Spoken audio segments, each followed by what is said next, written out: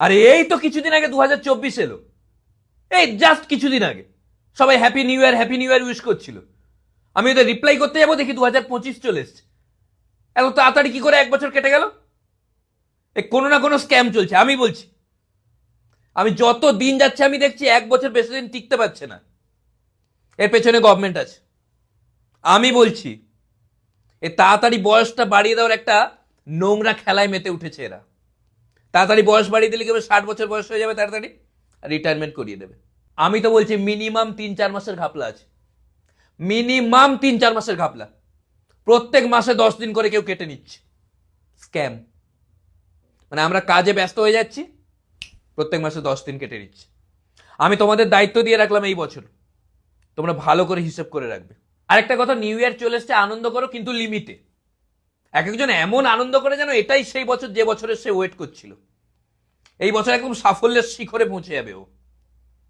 অনেক দিন ধরে এই বছরের ওয়েট করছে। আনন্দ বোম ফোম ফাটাচ্ছে 12টা বাজার পর, যেন হ্যাঁ এসে গেল, হ্যাপি নিউ ইয়ার। ইয়ে আরে কি হয়ে গেছে, 25-30 বছর কিচ্ছু করতে পারেনি, এবারে আলাদাই কিছু হবে।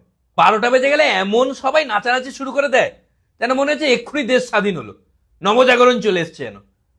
আরে মজা, মদ ফদ খেয়ে রাস্তায় শুয়ে আছে। আমি তো বললাম, একজনকে থাপ্পড় মেরে তুললাম আমি, আমাকে ঘুমোতে দে। এক একজনের তো এত মজা, নিউ ইয়ার আসার আনন্দে প্রথম 6 মাস মদ খাচ্ছে, আর ওই বছরটা চলে যাওয়ার দুঃখে লাস্ট 6 মাস। আর সবাইকে বলে বেড়াচ্ছে ওই হালকা একটু ওকেশনালি ড্রিঙ্ক করি আর কি। আরেকটা কথা বলে দিই, নিউ ইয়ার রেজলিউশন বলে কিচ্ছু হয় না, ওসব মায়া। সত্যি কথা বলে একদিনও হয়েছে, একটাও ফুলফিল হয়েছে? আমি লাস্ট ইয়ারের শুরুতে ভাবলাম যে আমার ভুঁড়ি হয়ে গেছে, আমি এন্ডের দিকে 6 প্যাক আনবো। এখন আমার রেজলিউশন হচ্ছে যে আমি এই ইয়ারের এন্ডে আগের বছরের ভুঁড়িটা হলেও চলবে। মানে যে হারে আমার ভুঁড়ি বেড়ে যাচ্ছে, 5 বছর পর 12টা বাজার সাথে সাথে বোম ফাটার আগে আমি না ফেটে যাই। কিছু কিছু স্টুডেন্ট আছে, ওরা তো আলাদাই ধারণায় বিশ্বাসী, যে বছরের প্রথম দিন যদি ভালো করে পড়াশুনো করি, সারা বছরটা ভালো করে পড়াশুনো করবো।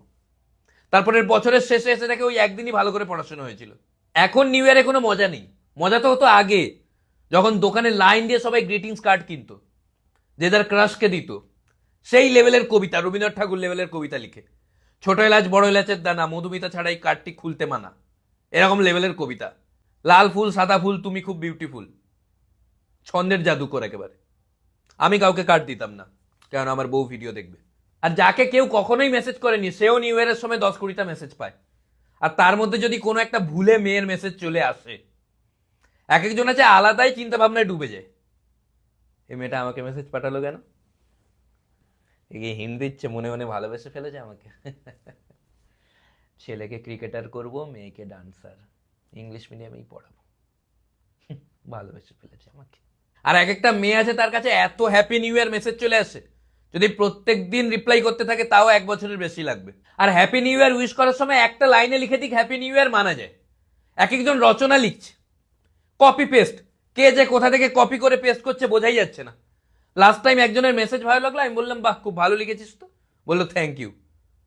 3 দিন পরে দেখি আরেকজন ওই একই মেসেজ পাঠিয়েছে, আমি বললাম এটা তো ও লিখেছে, বললো না এটা আমি লিখেছি। এই হ্যাপি নিউ ইয়ারের মেসেজ আর ব্রাউন রং দুটো রাইটারই পাওয়া যাচ্ছে না। হ্যাপি নিউ ইয়ার উইশ করার সময় নিজের ভাষাতে উইশ করা উচিত, যেমন আমি তোমাদের করছি।